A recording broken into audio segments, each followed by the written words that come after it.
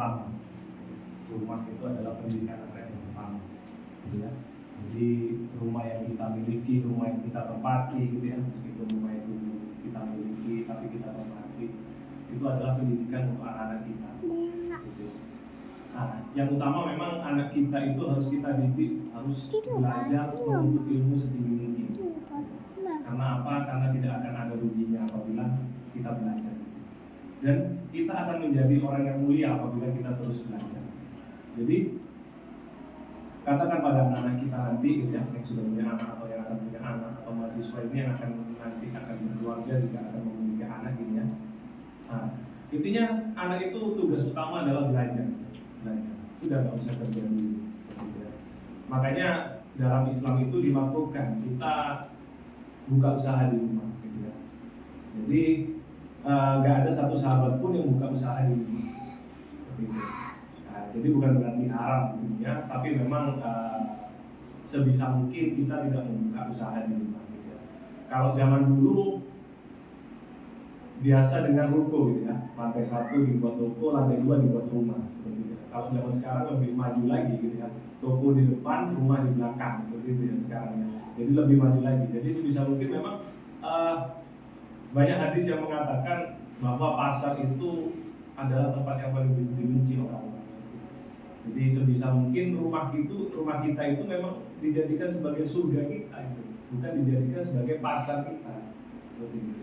Makanya tema saya itu adalah baiti jannati, bukan baiti suki. Jadi karena memang rumah itu peruntukannya bukan untuk bisnis, gitu ya, tapi rumah itu untuk membangun pendidikan anak-anak kita. Nah, jadi kembali ke tema saya, karena rumah itu baiti jannati bukan baiti suki, gitu ya. Rumahku adalah surgaku, gitu ya. Bukan rumahku adalah pasarku, seperti itu. Gitu ya. Jadi bukan berarti teman-teman atau mahasiswa di sini tidak boleh membuka usaha di rumah, tetap boleh buka usaha di rumah, tapi sebisa mungkin kalau kita sukses nanti, gitu ya, kita sukses nanti bisa beli rumah sendiri, seperti itu ya. Usahakan rumah itu impian kita sama-sama bisa bermimpi adalah rumah kita dekat dengan masjid, bukan rumah kita bergabung dengan tempat bisnis. Seperti itu. Itu yang akan saya sampaikan, seperti itu ya. Kurang lebihnya mohon maaf, mungkin cukup, gitu ya. Assalamualaikum warahmatullahi wabarakatuh.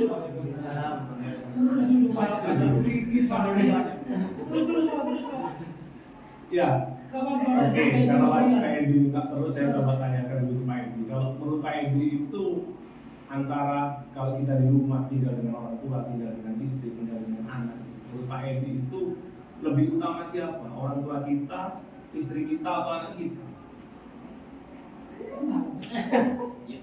Banyak orang yang bingung gitu.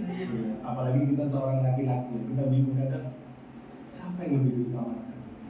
Itu kadang menurut saya itu adalah pertanyaan yang salah, karena itu tidak perlu terletakkan di dalam rumah kita. Karena apa? Karena kalau kita bilang mengutamakan siapa, salah satunya akan tersakiti. Kalau kita bilang mengutamakan ibu, istri kita akan tersakiti. Kalau kita bilang mengutamakan istri, ibu kita akan tersakiti. Jadi kata-katanya yang kita rubah. Meskipun secara garis besar memang kita bisa dibilang lebih mengutamakan istri, karena apa? Karena mengasuh anak-anak kita, mendidik anak-anak kita, seperti itu. Tapi kita rubah bahasanya adalah keadilan. Keadilan itu dari mana? Kita tahu dulu haknya. Jadi hak istri itu apa, hak orang tua kita itu apa, hak anak kita itu apa. Itu yang kita harus penuhi. Sudah cukup. Tidak ada yang diutamakan, karena mereka semua itu mempunyai haknya masing-masing. Hak istri ada sendiri, hak anak ada sendiri, hak orang tua itu ada sendiri. Itu yang harus kita penuhi.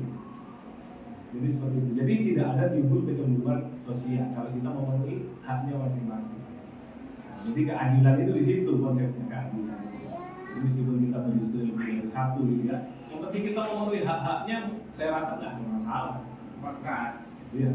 Istri 1, istri 2, istri 3, istri 4. Karena kita kalau mengutamakan, memprioritaskan istri pertama, istri kedua, itu yang salah. Bahasanya kita rubah seperti itu. Jadi hak-haknya istri itu yang kita harus penuhi. Jadi seperti itu. Cukup Pak Edi, ini sudah lebih dari 7 menit. Gimana? Terima kasih. Kiamat sepakat.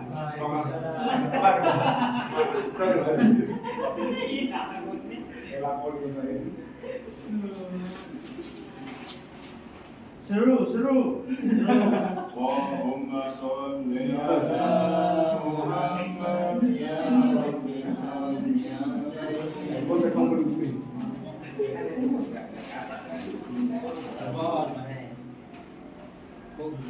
Tete,